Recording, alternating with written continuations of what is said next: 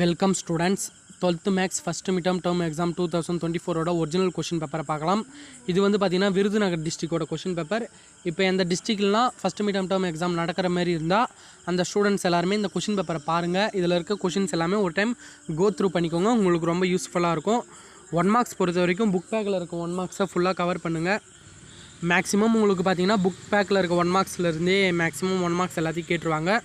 2 marks பொறுத்த வரைக்கும் A is a singular matrix of odd order, prove that adjoint A is positive. இது ஒரு important some.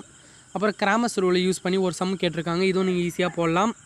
அப்புறமேட்டு பார்த்தீங்கன்னா ரெக்டாங்குலர் ஃபார்மில் காம்ப்ளெக்ஸ் நம்பரில் ஃபார்ம்லேருந்து ரெக்டாங்குலர் ஃபார்முக்கு மாற்ற சொல்லியிருக்காங்க. இந்த சம்லாம் பார்த்தீங்கன்னா ஒரு important sum. Find the square root of -5 -12i. அப்புறம் பார்த்தீங்கன்னா ஒரு ஈக்குவேஷன் கொடுத்துட்டு அதில் வந்து கேவோட இதுவை கண்டுபிடிக்க சொல்லியிருக்காங்க. அப்புறம் ஒரு show that the equations at least 6 imaginary சொல்யூஷன்ஸ்னு கொஷின் கொடுத்துருக்காங்க. அப்புறம் பார்ட் 3 பார்த்தீங்கன்னா 3 மார்க்ஸ் அட்டன் பண்ணணும் நீங்கள். Find the matrix A if adjoint ஏ கொடுத்துட்டாங்க. இப்போ நீங்கள் ஏ கண்டுபிடிக்க போகிறீங்க, சரிங்களா? அப்புறம் 4 men and 4 women can finish a piece of work in 3 days. இந்த கொஷின் பார்த்துக்கோங்க, இது மேட்ரிக்ஸ் இன்வர்ஷன் மெத்தட்லேருந்து கேட்டிருக்காங்க. அதுக்கப்புறம் பார்த்தீங்கன்னா find the inverse of Z1 and Z2 and Z1/Z2. இது எல்லாமே வந்து இம்பார்ட்டன்ட், வெரி ஈஸியான கொஷின்ஸும் கூட, சரியா? அப்புறம் சிம்பிளிஃபை பண்ண சொல்லியிருக்காங்க. அப்புறம் இப்போ P and Q are the roots of the equation LX² + NX + N show that பண்ண சொல்லியிருக்காங்க. இதுவும் ஒரு ஈஸியான சம் தான். அப்புறமேட்டு ப்ரூவ் தட் ஒரு சம் கேட்டிருக்காங்க.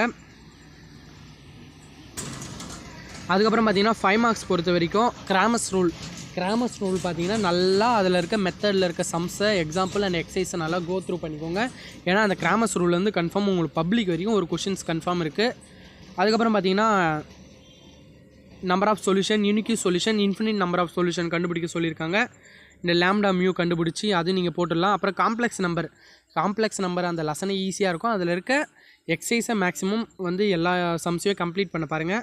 Solve the equation Z³ + 27 = 0.